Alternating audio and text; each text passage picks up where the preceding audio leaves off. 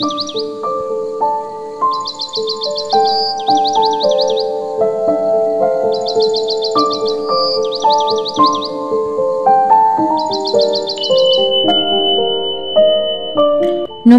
বন্ধুরা, আমি স্মৃতি। আশা করি সবাই ভালো আছেন, আমিও ভালো আছি। বড়দের প্রণাম ও ছোটদের ভালোবাসা জানিয়ে আজকে আমি আমার ব্লগটি শুরু করছি। আশা করি তোমাদের সব ভালোই লাগবে। তো এই যে সকালবেলা ঘুম থেকে উঠেছি, এখন বাজে 9টা। আজকে একটু দেরি হয়ে গিয়েছিল, কেননা কালকে কি বলো তো, বাড়ি আসতে আসতে ধরো রাত্রি হয়েছিল। তো সেই জন্য ধরো ভীষণ ক্লান্ত ছিলাম আর মাথা ভীষণ যন্ত্রণা করছিল। তো ওই জন্য ধরো একটু তেল মালিশ করে নিয়েছি, দিয়ে ভীষণ ঘুম এসেছিল। তো এই ঘুম আর ধরো ছাড়ে না, না ভিডিও এডিট করতে পারছিলাম না ভয়েস। তো ধরো কোন রকমে এডিট করে ভিডিওটা আপলোড তো দিতে হবে, নিয়ম তো বজায় রাখতে হবে। তো সেই কারণে ধরো ভিডিওটা করে পোস্ট তো নয়, আপলোড করেছিলাম। তো ধরো সকালবেলা উঠতে এত দেরি হয়ে গিয়েছে। আর আজকে ও বাড়িতেই আছে। ও ধরো বাড়িতে থাকলেই শাক সবজি এইসব ধরো কেটে রেডি করে। তো ও ধিমেটালেই আছে, ওরও শরীরটা ভালো করছে না। আর এইদিকে 2 দিন থেকে ধরো বহরমপুর যাওয়া আসা করছি, জামা কাপড় কাচাকুচো তো হয়নি। তো ওই জন্য ভাবলাম আজকে যেহেতু বাড়িতেই আছি, তো আজকে ধরো 2 দিনের জামা কাপড়ই কেচে দেবো, নইলে আর সময় পাবো না। আর তার উপরে আজকে আবার মেঘলা। কালকে তো বহরমপুরে ভীষণ ঝড় বৃষ্টি হয়েছে, আর আজকে এই তো আমাদের এইদিকে শুরু হবে মনে হচ্ছে। তো শরীরটা খারাপও করছিল, তার সাথে ইচ্ছেও করছিল না যে আমি এগুলো করি। কিন্তু তবুও প্রত্যেক দিনের অভ্যাস, ঘর দোর ঝাড়া মোছার পরে অমনি ধরো জামা কাপড় আমি ভিজাই, কিংবা আগে কিংবা পরে। তো ধরো ভিজিয়েই দিলাম। আর না করতে সে আজ না করলে কালকে আমাকে করতেই হবে, বরঞ্চ খাটনি বাড়বে বই আমার, আর কমবে না। তো সেই জন্য ধরো ভিজিয়েই দিলাম।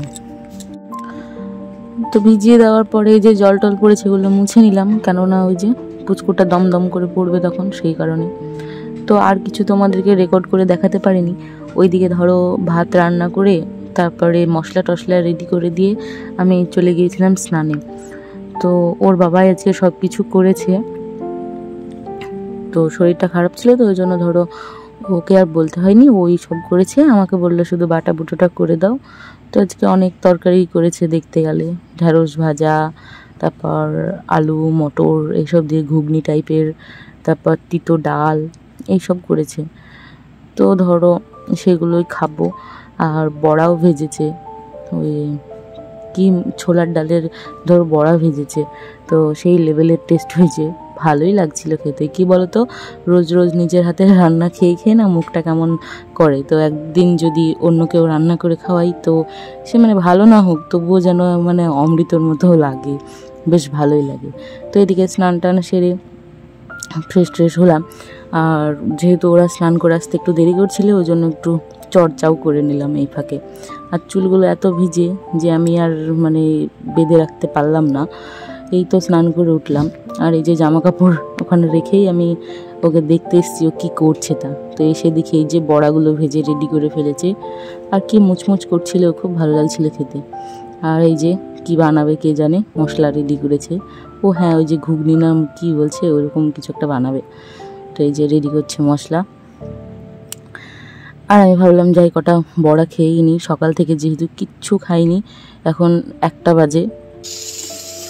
ভালোই তো ভেজেছ গো, দেখেছো সুনাম করলেও মারতে আসে, আশ্চর্য সব পাবলিক, কি আর বলবো। তো ধরো ভালো হয়েছিল, বেশ খেতে ভালোই হয়েছিল। তো ভালো হয়েছে বলবো না বলো, ভালো হলে। খারাপ হলে যেমন বলি 14 বার করে, এটা হয়নি ওটা হয়নি, ভালো হয়নি, খারাপ হয়েছে। তো ভালো হলে 1বার 2বার বা বললামই বা। তো ভাবলাম আরও কয়েকটা খেয়ে নিই, খিদেও পেয়েছি, কি আর বলবো গো। তো খেয়ে দিয়ে চললাম ছাদে গিয়ে জামা কাপড় মেলতে গিয়ে আর এক দুর্ঘটনা ঘটেই গেল আমার সাথে। ওই যে দেখছো সব বস্তা কোনায় পড়ে আছে। তো ধরো জামা কাপড় আমি মেলছিলাম, মেলতে ওর ভিতর থেকে 2-1টা আরশোলা বেরিয়েছিল। তো একটু চেঁচামেচি করলাম, আর আরশোলা তার ঢুকবে তো ঢুক, সে আমার গায়ের মধ্যেই আসছে, আশ্চর্য ব্যাপার। দিয়ে কি আর করবো। তো তো জামা কাপড়গুলো মেলে দিলাম। তো ভাবলাম একটু ওই গাছগুলো দেখবো, সেটা আর দেখা হলো না। তাড়াতাড়ি করে জামা কাপড় মেলে নিচে চলে যাবো এরকম একটা প্ল্যান। আর খিদেও পেয়েছে, মানে কি বলবো, সেই লেভেলের খিদে পেয়েছিল আমার। তো তবুও ধরো খাইনি, ওরা যেহেতু আছে তো 2-3 জন মিলে একসাথেই ধরো খাবো এরকম একটা ভেবে রেখেছি। আর এদিকে ওরাও আসতে দেরি করছে। তো এই মেলামেলি করতে করতে আমার একদম পেছনে ওই যে বস্তাটা দেখতে পাচ্ছ, তো এই বস্তার মধ্যে ধরো প্লাস্টিক অনেক কিছু আছে, শ্যাম্পু ট্যাম্পুর কৌটো, হ্যানা ত্যানা, সে মানে অনেক কিছু, একটা পুরো ভাকুই ধরতে পারো। বস্তা তো অনেকটা বড়। তো ওই বস্তার রৌদ্রে থেকে থেকে থেকে থেকে যা রৌদ্র দিল কদিন, তারপরে আবার বৃষ্টি, আবার রৌদ্র দিয়ে পচে গেছে বস্তাটা। হ্যাঁ, সেইটা কিন্তু আমি জানি না যে ওটা পচে গিয়েছে তা।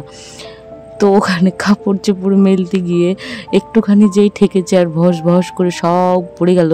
তো তোমাদেরকে একটু পরে দেখাচ্ছি কি হয়েছে ব্যাপারটা। তো সব পড়বি তো পর সেই একদম গোটা ছাদ পাকিয়ে গেল। তো ধরো মানে বিশাল ব্যাপার। ওগুলো এখন কুড়াতে বলছে আমাকে, আর আমি বলছি আমি এখন পারবো না, স্নান সেরে উঠেছি আর আমি এখন ওই নোংরা নাড়বো না, কালকে হয়তো স্নান করার আগে নাড়বো, তাছাড়া আগে নাড়বো না, কারণ আমার এমনি ডাস্ট অ্যালার্জি। তারপরে নাড়লে হেঁচে কেশে পেদে এক করে দেবো। রৌদ্র ধরো দিনের বেলায় যেমন দিচ্ছে, রাত্রেবেলায় যদি একটু ঝড় বৃষ্টি দেয় তো আরাম পায়। মানে এত গরম থাকতে তো পাচ্ছিই না, উল্টে আরও কিছু। আর ওই যে পড়ে গেল, সব পড়ে গেল গো, এই যে সব। তো সব কিছু ফেলে টেলে দিয়ে চলে এসেছি ধরো নিচে। আর এসে একদম গা থেকে চুলগুলো নামছেই না, মানে পিঠে চেপে বসে আছে ঘামের ঠেলায়। ধরো এত ঘাম ঘেমেছি, তো ঘেমে টেমে নিয়ে একদম একাকার। চুলগুলো তো তাও শুকোচ্ছিল না, তো ফ্যানের তলে একটু বসলাম, বসে একটু শুকিয়ে চুলটাকে একদম টিকেই বেঁধে নিয়েছি যেন আর গায়ে না পড়ে। এত বিড়বিড় করে না, এই ভেজা গায়ে ভেজা চুল পড়লে না খুব বিড়বিড় করে। আর এইদিকে আমার এই যে বিছানাপত্র এখনও গোছানো হয়নি, বাবা ছেলেতে মিলে যা করার করে ফেলেছে, তো সেইগুলো এখন ধরো গুছিয়ে নেব পটপট করে। আর এরই মধ্যে ওরাও স্নান করে চলে আসবে, তো সেই জন্য একটু তাড়াতাড়ি করে ধরো গুছিয়ে নিচ্ছি।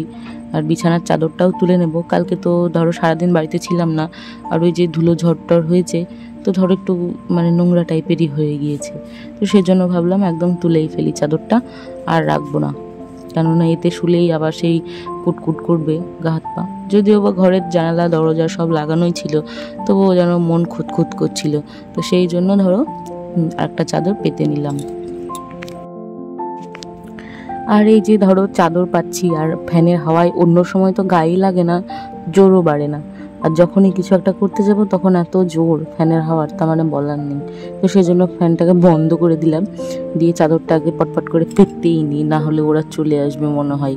আর আমার ছেলে এসেই ধরো লাফাবে ঝাঁপাবে, দিয়ে আবার সেই যেমনকার তেমনই করবে। তো সেই জন্য ধরো একটু ভিতর দিক করে বেশি করে গুঁজে দেবো।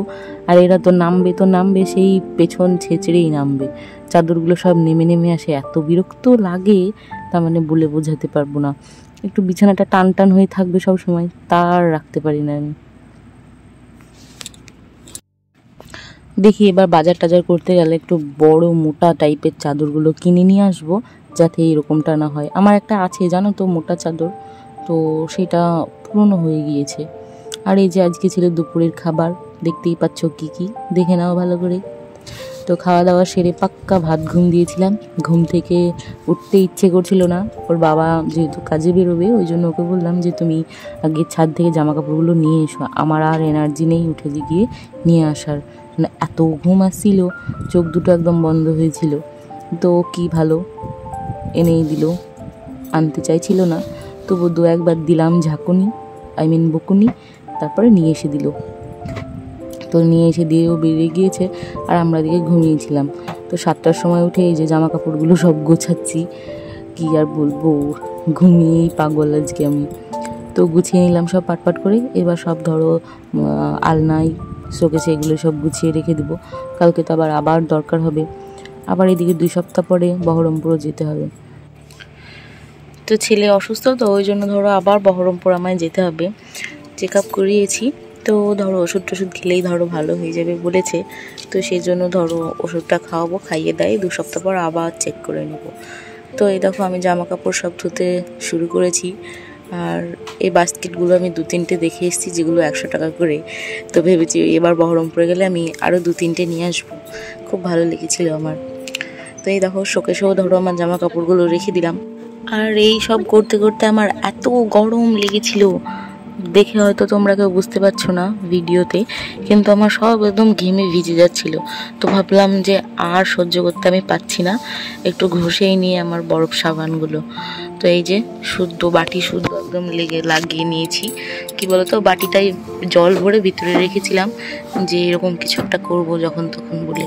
আর এমনিতেই ধরো আমি দুপুরবেলায় সন্ধ্যাবেলায় মুখে বরফ ঘষতেই থাকি, আর 1 সেকেন্ডও লাগে না বরফটা গলে জল হতে, কারণ আমার ত্বক এত গরম হয়ে থাকে, তার মানে বলার নেই। আর এইভাবেই ধরো ঘষে ঘষে মুখটা লাল করে ফেললাম, কিন্তু আরামও পাচ্ছিলাম, সত্যি বলছি ভীষণ আরাম পাচ্ছিলাম। একটু গলায়ও ঘষে নিলাম। তো প্রায় দুপুরবেলা আমি এরকমটা করি, খাওয়া দাওয়ার পরে দিয়ে একটু শুয়ে ঘুমাই, আরামও পাই। আর এই যে বরফটা গলে আমার হাতে চলে এসছে, বাটিটা ছেড়ে দিয়েছি, দিয়ে ধরো বরফটা নিয়ে গালে ঘষছিলাম। আর আমার গোটা ত্বকটা, মুখের ত্বকটা একদম ঠান্ডা হয়ে গিয়েছিল আর কিটকিট করছিল। আমার তো মনে হচ্ছিল এই বোধহয় গেলাম আমি। আর বক বক নয়। তো চলো বন্ধুরা, আজকের ভিডিওটা আমার এই পর্যন্ত। ভালো লাগলে পাশে থেকো, না ভালো লাগলেও ওকে।